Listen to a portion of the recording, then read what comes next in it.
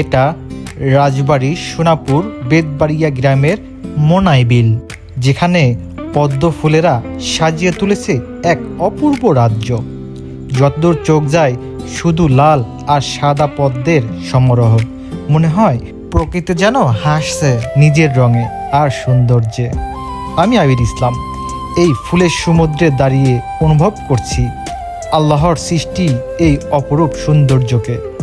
যারা এখানে একবার আসবে তারা মুগ্ধ না হয়ে ফিরে যেতে পারবে না, কারণ এ শুধু একটা বিল নয়, এটি একটি পদ্ম ফুলের রাজ্য।